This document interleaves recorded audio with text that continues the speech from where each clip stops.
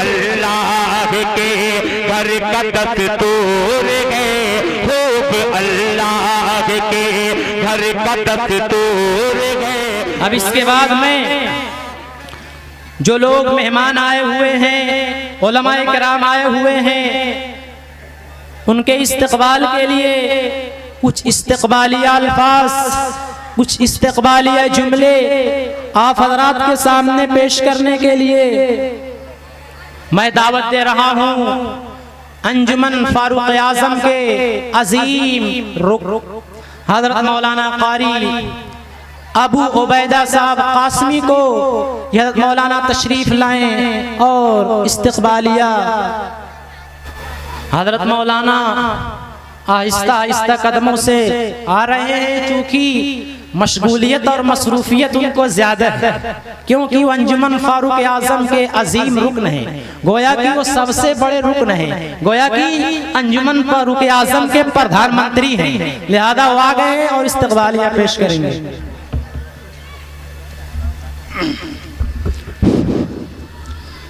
السلام علیکم ورحمۃ اللہ وبرکاتہ۔ الحمد للہ رب العالمین،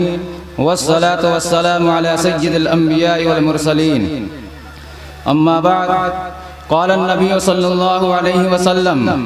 من لم یشکر الناس لم یشکر اللہ۔ کہاں میں اور کہاں یہ نکہتے گل، اے نسیم سحر یہ تیری مہربانی۔ قابل صد احترام علماء کرام، معزز طلبہ اور دور دراز سے تشریف لائے ہوئے مہمانان اعظام، آج کا یہ عظیم الشان پروگرام جو انجمن فاروق اعظم جہانہ گنج کی جانب سے مسابقہ قرأت و تحفیظ القرآن الکریم انتہائی آب و تاب اور تمام تر رعنائیوں اور خوبیوں کے ساتھ آگے بڑھ رہا ہے۔ یہ پروگرام طلبہ کرام کے اندر قرآن کریم حفظ کرنے کی پختگی، مضبوطی کا جذبہ و شوق پیدا کرنے کے لیے اور قرآن کریم کو مخارج و صفات کے ساتھ اور عمدہ سے عمدہ لب و لہجہ میں پڑھنے اور معرفت الوقوف کی رعایت کرنے کا جذبہ اور شوق پیدا کرنے کے لیے اور قرآن کریم کو مخارج و صفات کے ساتھ اور عمدہ سے عمدہ لب و لہجہ میں پڑھنے کا اشتیاق پیدا کرنے کی نیت سے منعقد کیا گیا ہے، کیونکہ اللہ تعالیٰ نے قرآن مقدس میں صاف اعلان فرما دیا ہے وَرَتَّلْنَاهُ تَرْتِيلًا کہ ہم نے قرآن مقدس کو ترتیل کے ساتھ اتارا ہے۔ حضرت علی رضی اللہ تعالی عنہ نے ارشاد فرماتے ہیں کہ ترتیل حروف کے ان کے مخارج اور صفات کے ساتھ ادا کرنے اور رکنے کی جگہوں کو پہچاننے کو کہتے ہیں۔ کہاں رکنا ہے اور کیسے رکنا ہے،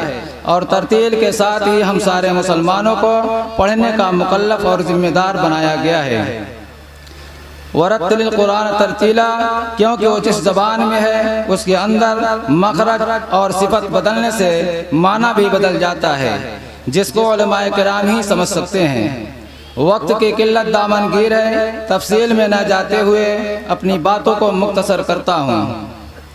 اس لیے اس کی نزاکت اور اہمیت کو سمجھتے ہوئے تمام مسلمانوں کو ہی قرآن کریم اور بطور خاص نماز میں پڑھی جانے والی صورتوں اور دعاؤں وغیرہ پر خاص محنت کر کے ترتیل کے مطابق بنانے کی کوشش کرنی چاہیے۔ اسی لیے اللہ کے رسول صلی اللہ علیہ وسلم نے ارشاد فرمایا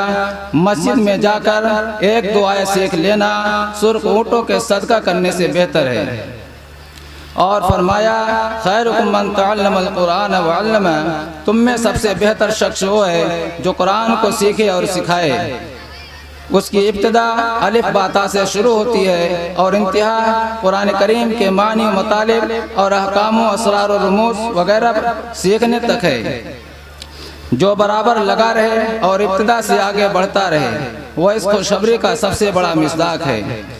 برادران اسلام، اس مختصر تفصیل سے یہ معلوم ہوا کہ پروگرام کس قدر اہمیتوں، عظمتوں اور خصوصیات کا حامل ہے۔ اس میں ہم سب کا شامل ہونا اور خصوصاً ہمارے قصبہ کا اس پروگرام میں تعاون باعث صد افتخار اور قابل رشک ہے۔ اللہ تعالیٰ تمام تر تلاوتوں کو غور سے سننے اور اپنے اندر بھی عمدہ سے عمدہ طرز پر پڑھنے اور سیکھنے کی توفیق عطا فرمائے۔ لہذا اس بابرکت مجلس میں آپ تمام حضرات کا آنا مبارک ہو۔ اس پروگرام میں مختلف مدارس کے طلبہ کرام اور ذمہ دار علماء و حفاظ و قراء بھی شریک ہیں، جن کی آمد پر ہم خوشی و مسرت کے ترانے گنگناتے ہوئے اہلا و سہلا مرحبا اور خوش آمدید کہتے ہیں۔ جذبات کا ایک عالم اکبر ہے، الفاظ کی دنیا چھوٹی سی، اظہار تشکر کیوں کرو یہ جرت بیجا ہے۔